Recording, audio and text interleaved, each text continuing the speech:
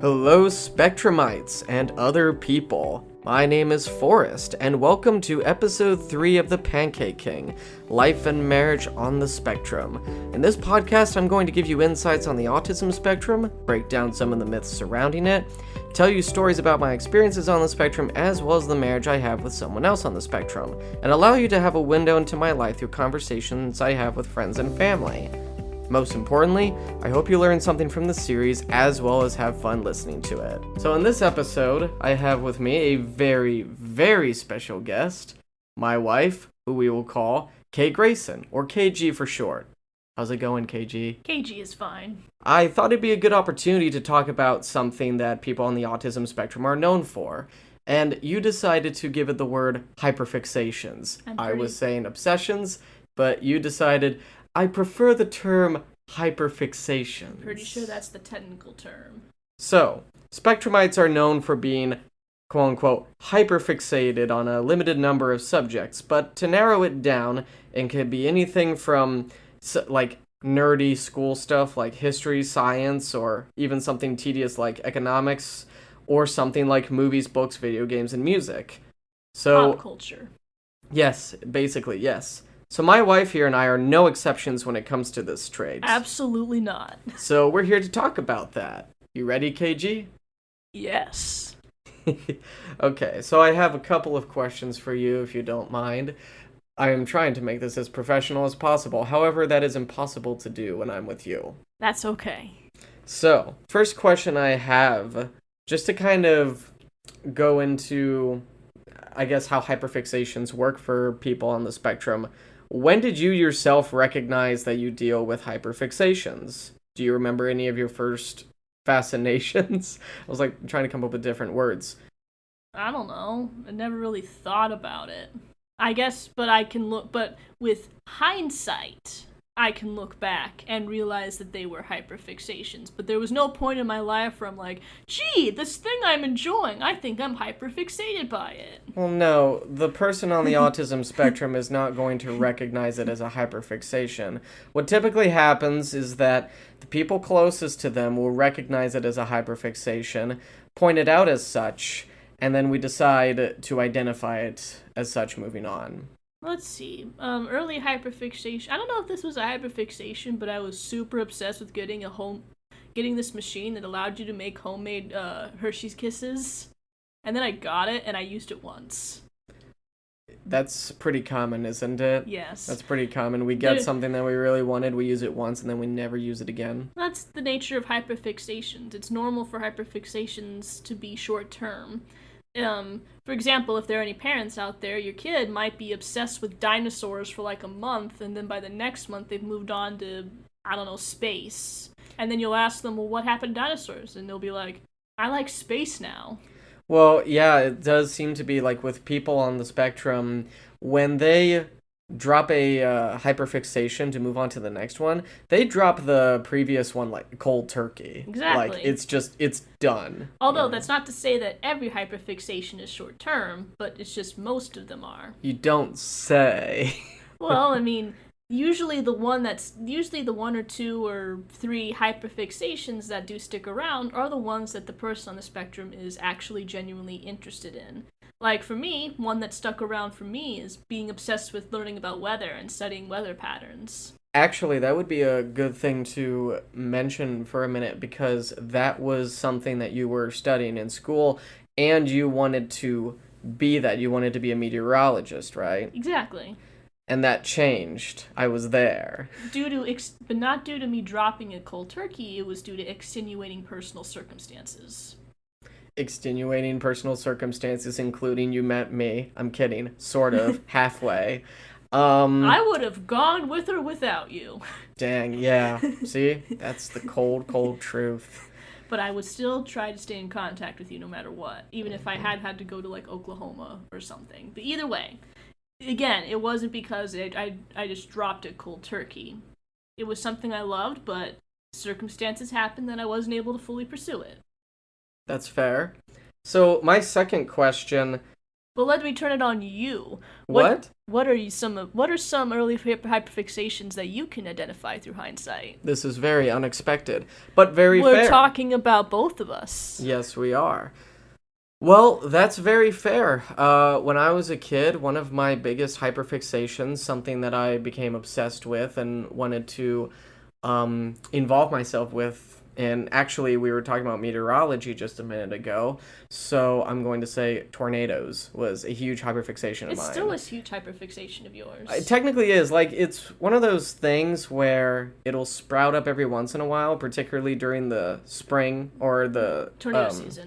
Yeah, basically tornado season. But I wouldn't say... Sorry, you can continue. Oh, well, I wouldn't say that it's something that happens, like, all year round. It's like when tornado season springs up, I'll, like, find videos of tornadoes that touch down in certain states across the country or certain areas, and I'm still fascinated with looking at that. Yeah. I was actually I watched maybe 3 separate documentaries about the 2011 Joplin tornado. So it is something that... But it's not something that necessarily you were passionate about enough to study. The Joplin tornado or tornadoes in general? Tornadoes in general. It's not like yeah. me where I wanted to go into meteorology. No, I didn't want to go into meteorology, but I did as much research as I could. Yeah. I would get books from the library. It makes me sound old when I say that.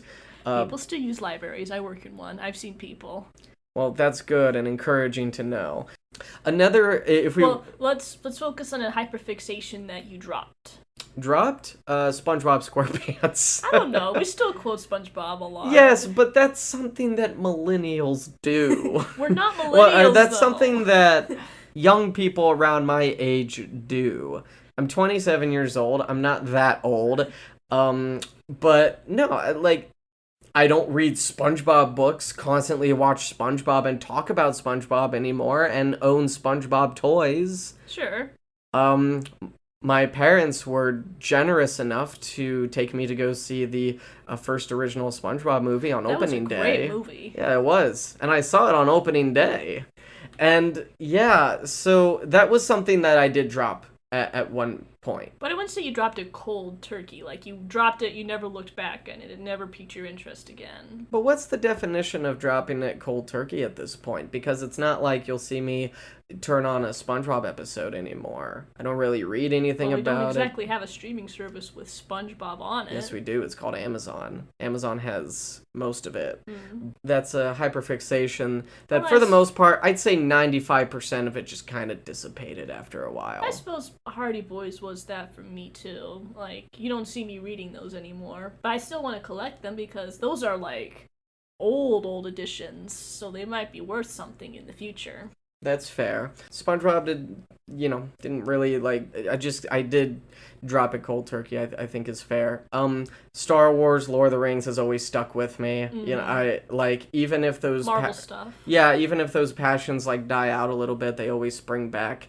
Currently, as of this recording, for some reason I've gotten very fascinated with economics, which is one of the last things I would have expected myself to be really that fascinated in. You could say you're hyperfixated. Yes. I mean, as of this recording, economics is in such an interesting state these days, and it's something that I've become more invested in. But now it's something that I'll even talk to you about. I'm like, this is where things are at with the market. These are the gas prices right now, and all that type of stuff. Yep. This goes back to our mini skit from the first episode, where I'm lamenting about $5 a gallon. But alright, second question. Yes, so you already know the answer to this question, but for the sake of this episode, I'm going to ask you it. Have you ever been worried about, especially since you're one on the spectrum, it does kind of feel like spectrumites have this worry, but have you ever been worried about scaring, quote-unquote, people away because of your tendency to lean heavily on a limited number of topics? It wasn't me. It was my parents. Okay. For those of you who don't know, I was actually diagnosed when I was 13, so they caught it pretty early, in terms of catching it early, and Forrest was later. Way later. I was diagnosed on June 25th, 2015. How old would you have been? I would have been 20. Yeah, so when I was first diagnosed, they had me go to a therapist. Not like mental therapist. She was a therapist who specialized in helping people on the spectrum learn to socialize better, learn how to read faces, learn how to do eye contact, which is why I'm able to do eye contact with you right now. I used to not be able to do that. That's amazing. That's another thing for spectrumites, is that eye contact is very hard for some reason. Yeah, we tend to look at people's mouths instead because that's what's moving. Mouths are like anything else around them beside their eyes. Mm-hmm. But anyway, and they also bought me this. They bought this DVD set for people on the spectrum to learn about how to properly socialize. I hated those because they were annoying to watch, but they would have me watch them over and over and over and over again. They wanted to indoctrinate you, and in order to do that, they had to repeat it. But I do remember one of the things that the DVDs talked about was rambling and how to look out for signs in other people that shows disinterest when you're rambling. Right. And that's something that's always kind of stuck with me, whether you can look at that positively or negatively, where I might constantly ask myself, oh, should I stop? Are they freaking out? Do they not like me talking so much? Am I talking too much? I'm talking too much. I need to stop. Was that something that was a worry of yours growing up with a fair amount of people? Sometimes, yeah. Fair number of people, yeah. And my parents would always tell me, ask the other person questions. Right. Instead of just talking about yourself. Well, sometimes you'll ask me if I have questions when you're talking about something that means something to you. Not just necessarily talking about a subject I like, just in general. Right. Like avoid talking yourself the most, and make sure to ask the other person a question or two as well. Right, that's fair. When it comes to hyperfixations, how do you enjoy engaging in it the most? So it's like listening to music, reading the books, watching YouTube videos, listening to the podcasts. I kind of already know the answers to some of these questions. Why don't you answer it then? Because I want it to come from you. Well, which one are we talking about? I mean, you can say that it depends. Yeah, depends on the hyperfixation that I'm in. If it's a show I watch, I'm interested in, then I watch that. If it's a song I like, I'll listen to it. Well, why do you think that spectrumites, or I guess even a spectrumite such as yourself, why do you think that you enjoy talking about your passions so much? Why do you think there's maybe that, like, dopamine hit when it comes to talking about things that you're passionate about? Because when people on the spectrum talk about the things they're passionate about, it's probably when they're the most expressive. Maybe it's because we don't know how to talk to neurotypical people the way neurotypical people talk to each other. Because there's this whole other language that neurotypical people use non-verbally with facial expressions and conversations. They just know. They know how to hold a conversation. We don't. That's one of the negative sides of being on the spectrum, is that our brains aren't wired to socialize. Mm-hmm. Our brains aren't wired with the innate sense of being able to talk to another person the same way that person expects us to talk to them. So when someone comes up to us and talks about something we're passionate about, that, I guess, unlocks a way for us to be able to socialize the way we want to socialize.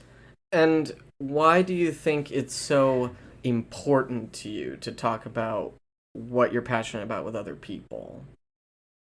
Well, it's better than bottling it up inside and never talking about it. Because if you can't talk to anybody about it, it gets kind of lonely. And I take it you've experienced that before? Yeah. What do certain hyperfixations do for you? Meaning, like, how do they tend to help you during tough times? Let's be open and honest here for a second. Okay. One of your hyperfixations It's Go the ahead. K-pop. Go ahead. You can say it. You can say it. You can do it. It's the K-pop band BTS. No, not just K-pop. The global sensation BTS. So we hinted at this in the mini skit in the previous episode. I think these things ahead. So you have a hyperfixation that you've had for several years now.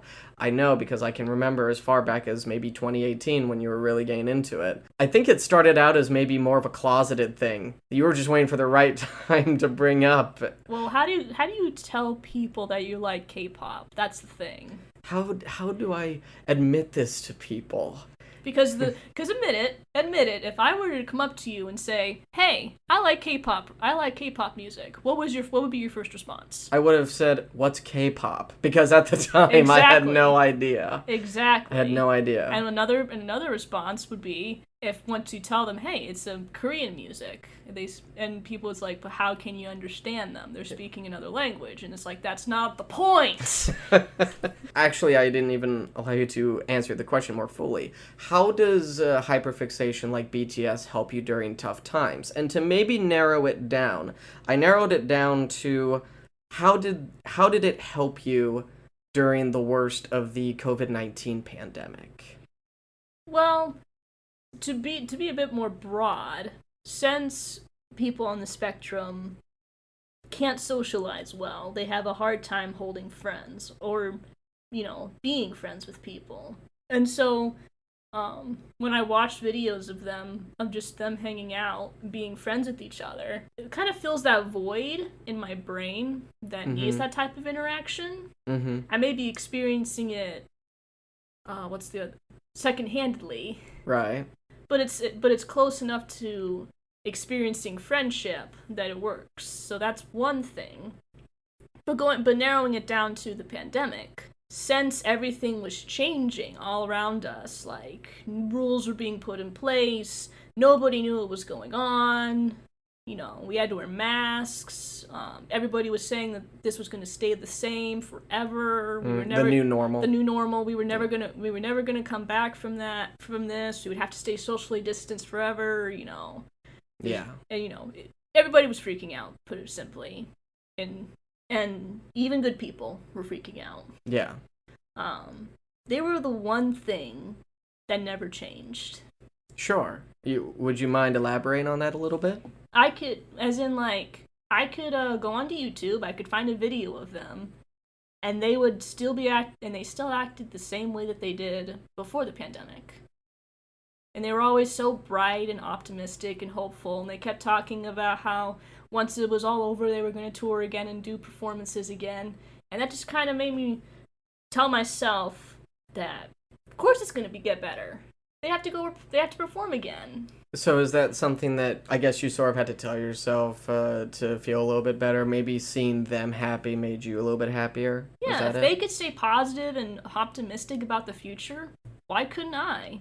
That's what makes them good role models. If they were telling me and all the other armies around the world that it was going to be okay. Armies are what the fans of BTS are called. Anyway, I got the context there. Armies is the fandom name, yes. If they could tell, if they were constantly telling armies, including myself, that everything was going to be okay, it was much easier to think that, yeah, of course it's going to be okay. I think, in a way, this sort of shows how hyperfixations that spectrumites have, let's not lie here, like, it is comfort food in a sense. Yeah. Not maybe not necessarily in the negative sense. The negative way, yeah, in a negative sense, but I think it is instead of comfort food, a comfort zone. Yeah, spectrumites feel much more comfortable when they're within a zone that they feel they can trust, where they feel welcome. Yeah, safe. It's hard for spectrumites to feel that way out in the real world. It's hard for them to feel welcomed sometimes. It's hard for them to feel safe. Loved. They feel loved. There's a vulnerability to them. And this isn't, of course, to say that they're weaklings. No. It's just something that they deal with mentally. I deal with that mentally. And again, parents, if you have a child on the spectrum and they keep to themselves or they constantly delve into that hyperfixation, it's okay. it's okay for them to be able to do that. You just have to set some boundaries with that hyperfixation. Like, obviously they can't always be there. You have to set some boundaries and help them figure out how to get through life without that hyperfixation. But you shouldn't try to drag them away from it if they don't want to be dragged away from it at the moment. Right. Yeah, I've seen maybe a little bit of that stubbornness from you, like, no! To kind of delve a little bit into the marriage aspect of it, because you and I have our own unique set of hyperfixations. Yep. There are times where you might have, like, dived into your hyperfixations maybe a bit deeply to the point where it was all you would talk to me about, but to be fair, I would do that too. Yeah. I would do that with my own hyperfixations where it was all I would talk about. Has that driven each other nuts Absolutely. at times? Absolutely.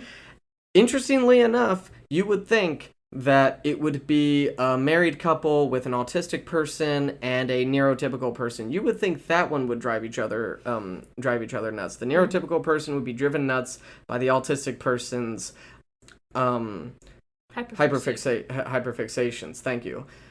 But actually, we're two people on the spectrum, and we drive each other nuts with that. Yeah. Well, it also helps.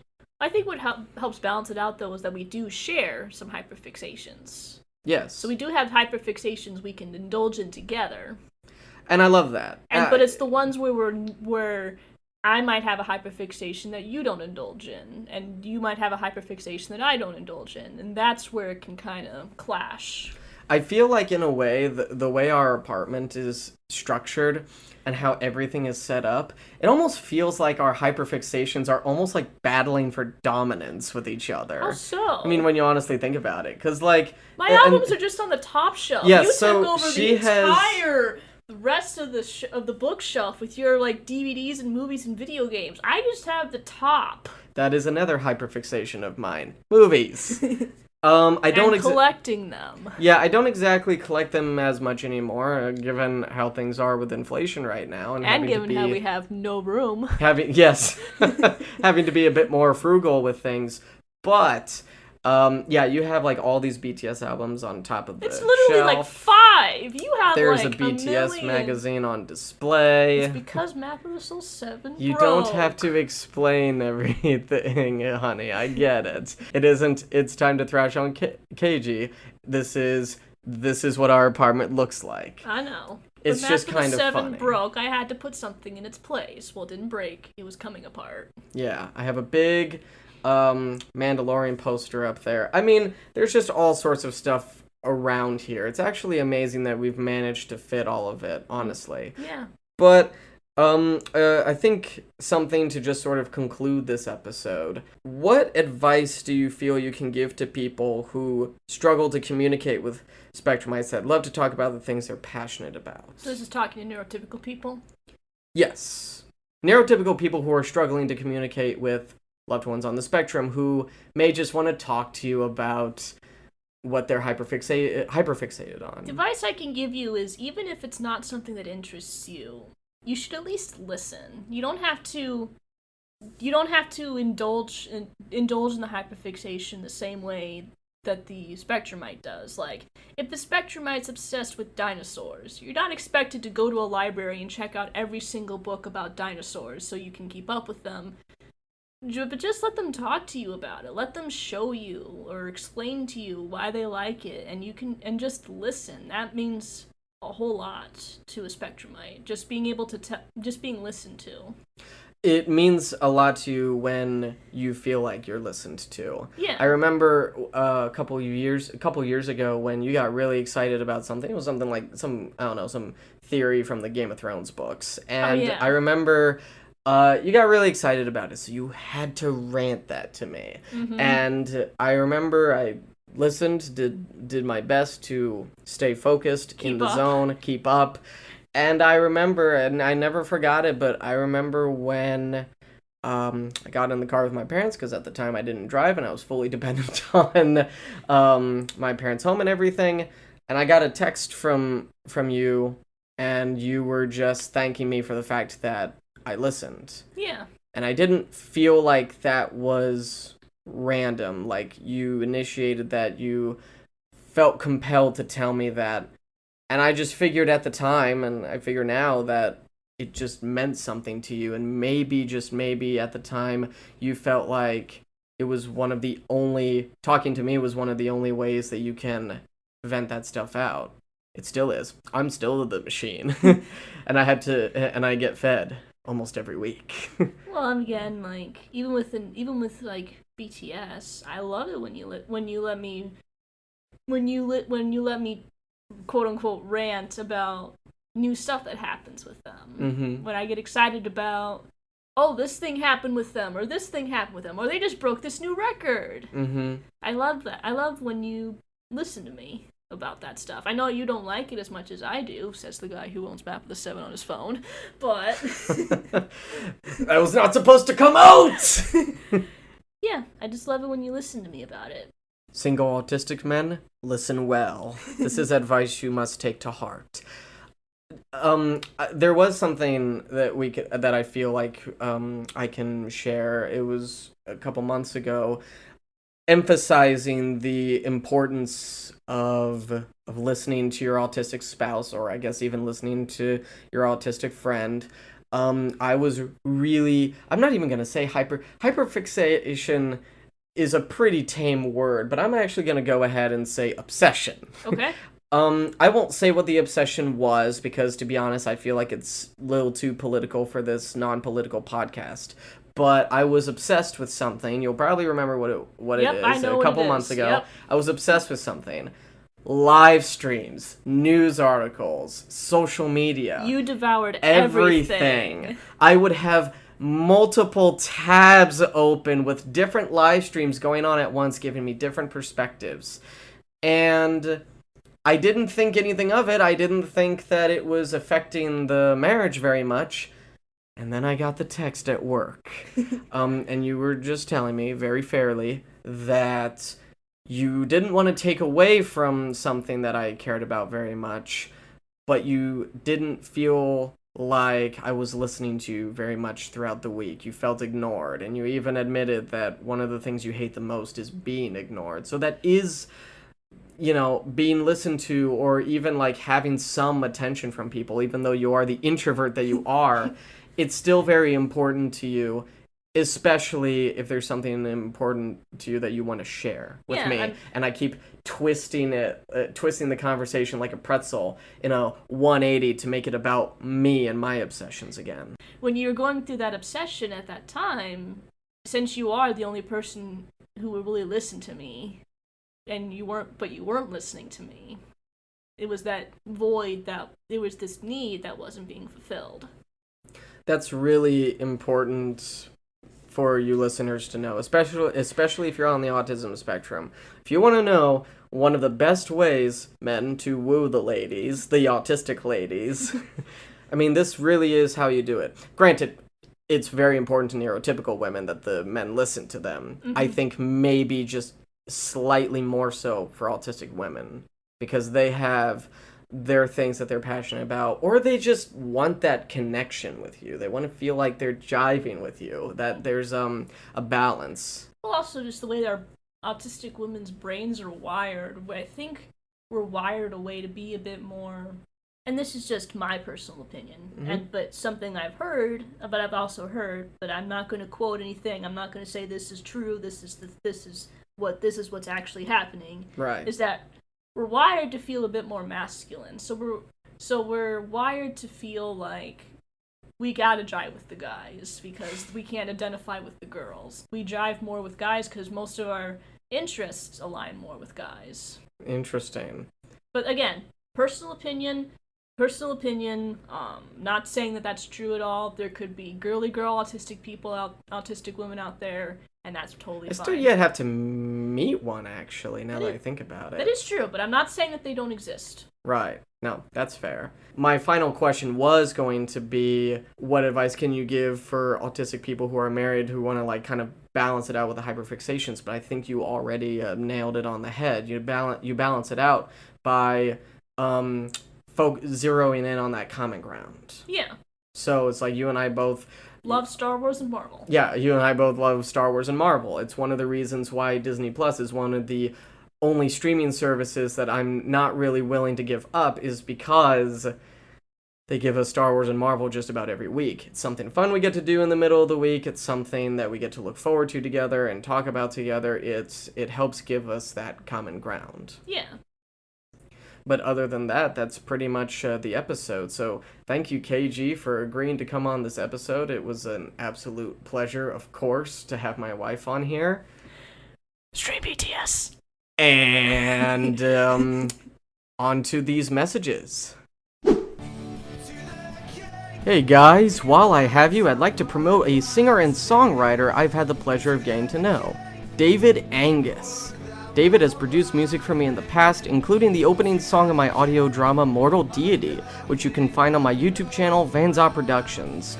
Check out his music on Spotify and download his albums when the clubs come out and his latest Afters at the Casino. I know he'll appreciate it.